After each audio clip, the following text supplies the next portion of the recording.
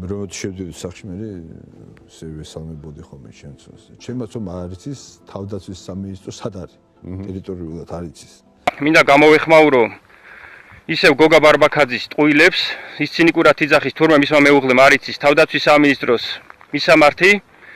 მე შემთხვევით შევამჩნიე იგი თავის მეუღლესთან ერთად თავდაცვის სამინისტროს ეზოში, როდესაც ესაუბრებოდა თავდაცვის სამინისტროს წარმომადგენელს, მე შემთხვევით აღმოჩნდი იქ სამსახურეობრივი მოვალეობის შესრულებიდან გამომდინარე.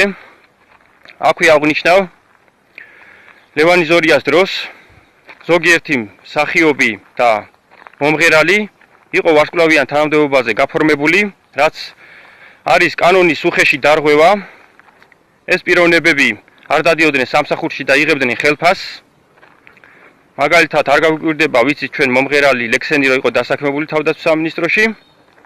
ასევე მინდა გითხრათ დღევანდელი პატიმარი სოსო გოგაშვილის მითითებით ეს პიროვნებები, ეს მსახიობები ინიშნებოდნენ ამ ვარსკვლავიან თანამდებობებზე, სადაც მხოლოდ სამხედრო მოსამსახურეები უნდა დაინიშნონ ამ ვარსკვლავიან თანამდებობაზე.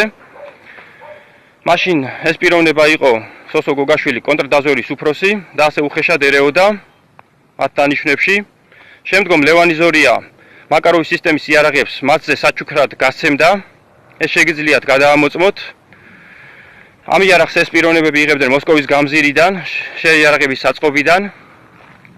ასე რომ, როდესაც შემდგომ ლევანი ზორია გადადგა თანამდებობიდან, აუდიტის სამსახურმა დადო დასკვნა, რომ 750 მილიონი იყო გაფლანგული, მოპარული იყო ეს ფული ბიუჯეტიდან, ხოლო იზორიას დაჭერის ნაცვლად ეს პიროვნება გააგზავნეს გერმანიაში ელჩად, დააწინაურეს.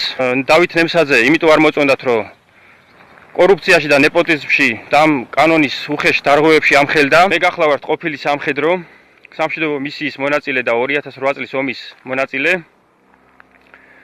სწორედ ამ დღეს მე ვიმყოფებოდი მოსკოვის გამზირზე სატანკო ქარხნის ბაზის მორიგე, რა დროსაც საღამოს გვიან მოვიდნენ პოლკოვნიკი ლუტიძე, მაიორი შეიშმელაშვილი და ბაზის იურისტი კაპიტანი იოსებ ბახტურიძე ბაზის ტერიტორიაზე მანქანით მოიტანეს პურმარილი, მეთაურის ოთახში ავიდნენ, გაშალეს სუფრა, გახსნეს შამპანურები, მოგვიანებით რო შეზარხოჩდნენ, მაკაროვის სისტემის იარაღიდან დაიწყეს გასროლა, რომ დღეს რომ დავით ნემსაძეს ცემეს და მოარტყეს და ასე ვთქვათ აღნიშნავდნენ. არ ვითანამშრომლებ არასდროს ჩვენ პროკურატურასთან და გამოძიებასთან, იმიტომ რომ დობა არ მაქვს მე მათი, მათ ყალბი ბრალდებით 2008 წლის შემდგომ დამიჭირეს მე. მე ამ საქმეების ირგვლივ ვითანამშრომლებ და ჩვენებას მივცემ ევროპის სასამართლოში, რომელსაც აწარმოებს დავით ნემსაძის ადვოკატი ცირა ჯავახიშვილი. გავლენის აგენტის ტყუილს ძალიან მოკლე ფეხები აქვს. ეხლა თქვენი გადასაწყვეტია დაუჯერებთ 2008 წლის ომის ვეტერანს, ერაყის მისიის ოფიცერს, თუ დაუჯერებთ აგერ ამ მასხარას, რომელიც ხელისუფლებას ყველა პოზაში აძლევს, ოღონდ მისი ფინანსური კეთილდღეობა უზრუნველყოს. რო ძალოვანი უწყება და მისი თანამშრომლები ასე ზეიმობდნენ ჩემზე განხორციელებულ კრიმინალურ ორგანიზებულ თავდასხმას, რატომღაც არ მაკვირვებს. ეს ხო ზუსტად ის ხალხია, რომელსაც მე იარაღის ვაჭრობაში, თანხების გაფლანგვაში, მითვისებაში, კორუფციასა და ნეპოტიზმში პერმანენტულად ვამხელდი.